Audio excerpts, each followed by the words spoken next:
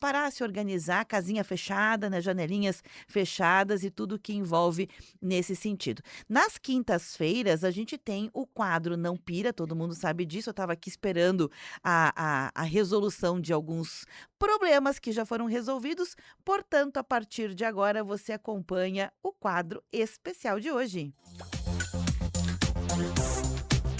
Não pira! Versão para o rádio. Comportamento, educação financeira, dicas de bem viver e estilo de vida. Com a consultora, psicanalista e palestrante Márcia Tolotti. Oi, Márcia, bom dia, tudo bem? Bom dia, Beverly. Bom dia, ouvintes. Tudo bem? Tudo, Márcia, sem mais delongas, porque a gente estava com dificuldade aqui de se organizar, mas deu tudo certo, pronto, vira a página, não vamos pirar com isso, né? Márcia, vamos aí, sem mais delongas ao tema de hoje. A Ângela, no quadro passado, semana passada, ela tinha proposto um tema aqui que a gente vai esmiuçar melhor hoje, que é como lidar com pessoas que são salientes, metidinhas, que ocupam o lugar dos outros. A Márcia já tinha meio que falado no en passant, mas hoje a gente vai esmiuçar melhor, até porque ela explicou que o gancho era com pessoas estrangeiras, né, com imigrantes que muitas vezes não fazem nada, Márcia, porque estão aprendendo a viver num mundo, num país novo. Então tem essa pegada também. Aham. Bom, obrigada, Ângela, que traz para nós essa reflexão. E aí eu passei durante a semana, Beverly, me envolvendo também nessa temática de como esses imigrantes, migrantes ou refugiados estão se inserindo. E aí fui aprofundar um pouquinho mais e descobrir algumas coisas bastante interessantes, né? E estudos que, inclusive aqui em Caxias, são muito aprofundados, né, de uma professora que é a Ana Camardello, que é uma pesquisadora e já recebeu aí algumas honrarias, até em função de ter trabalhado com esses invisíveis que a gente chama, né? Ou os catadores, por exemplo, ou esses refugiados, ou esses migrantes ou imigrantes, né? Então, algumas questões que vieram assim que eu achei muito, muito importantes. Por exemplo, né, não basta a gente não discriminar essas, essas pessoas que chegam até aqui, porque a gente percebe, né, uma certa resistência no sotaque, na língua, na cor, enfim, temos muito isso aqui ainda, né? E como que a gente insere de fato e a gente pode se considerar um cidadão adequado? Não é simplesmente deixar de discriminar as pessoas, mas de fato inserir elas e olhar para elas. E tem alguns dados apavorantes, Beverly. Por exemplo, só aqui no Rio Grande do Sul, o censo do ano passado, foi feito em agosto, mostra que 60% dessas famílias que aqui chegaram, né, vindas de diferentes lugares, elas recebem menos de um salário mínimo. Então, essa discriminação, esse não olhar, não ter quando a Ângela ela traz, tá, a pessoa já está trabalhando e ainda assim é discriminada ali. A gente vai falar um pouquinho sobre isso. Mas a gente ainda tem um contingente muito grande que sequer consegue documentação, sequer consegue trabalho. E uma coisa que me deixou muito curiosa foi por que que nós fazemos isso, considerando que nós também viemos de uma linhagem de imigrantes, né?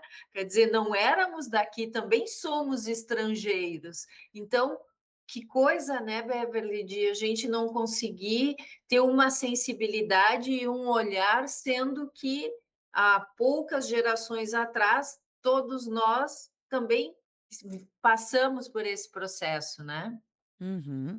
É engraçado isso, né, porque a gente parece que esquece muito rápido. Aliás, tudo que não é útil pra gente no momento, a gente esquece rapidinho, né, Márcia? Mas voltando a isso, porque eu lembro que na semana passada você disse que pessoas que enfim, sofrem, né, com o metido, com alguém que abusa, com o abusador, com alguém que, né, toma o nosso lugar, é porque a gente deixou, e você deixou bem claro isso, que é preciso ocupar o seu lugar. Mas quando a gente tem uma limitação, mas que pode ser essa, né, que você bem acabou de dizer, que é o caso que a Ângela propôs, do imigrante, da pessoa que está conhecendo o território, etc., mas também pode ser daquela pessoa que não quer arrumar confusão. Não é que ela não tenha senso de quem ela é, Márcia.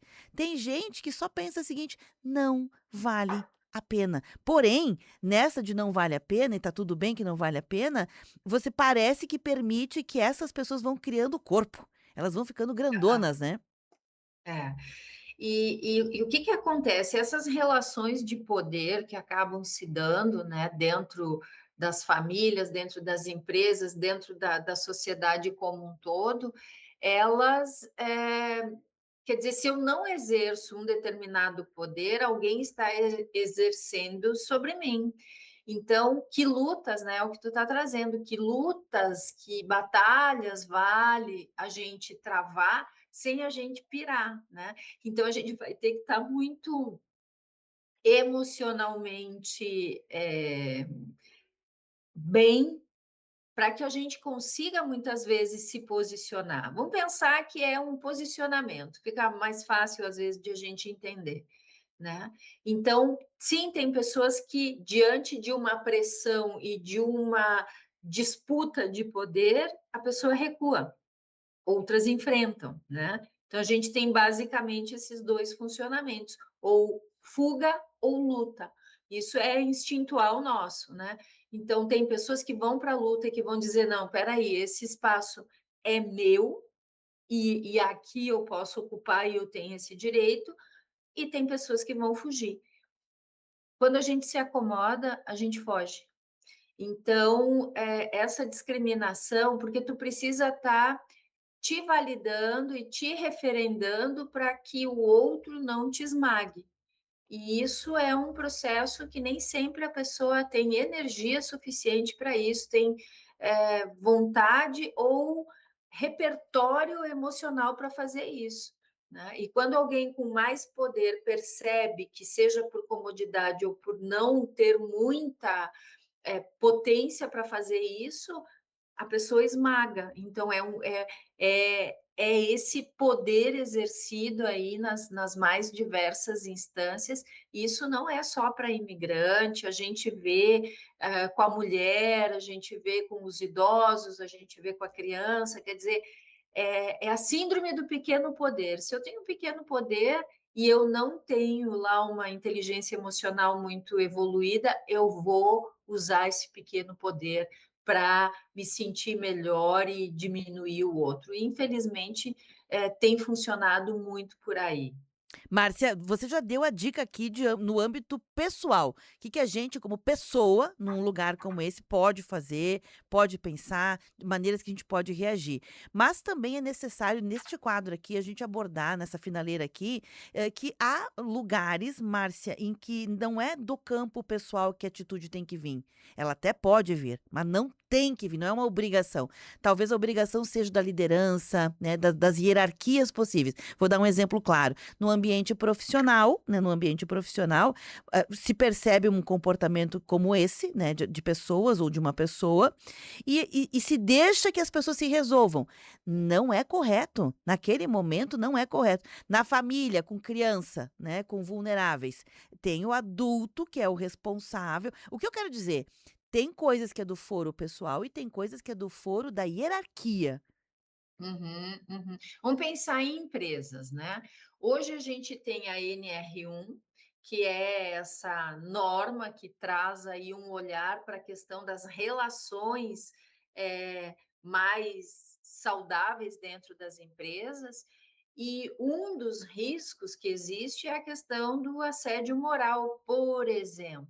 Então, quando eu estou sendo inconveniente ou eu estou exercendo um poder tóxico, né? Vamos falar com essa linguagem, eu estou num processo de assédio. Eu estou assediando a outra pessoa. Então, sim, as empresas precisam olhar para isso.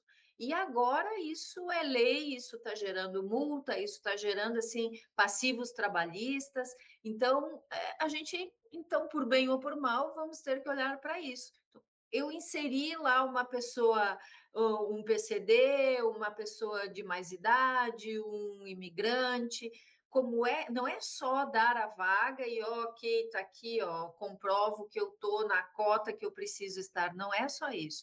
Eu preciso ajudar que, de fato, internamente, essas coisas funcionem bem. Se não por uma questão de humanidade ou moral, por uma questão de lucro. Pessoas não engajadas, pessoas que se atritam, trabalham menos, a empresa ganha menos dinheiro, simples assim. Então, se eu não quero olhar para essa coisa achando que é muito mimimi e sofisticado e psicologia, tarará, tarará, eu vou olhar para os números.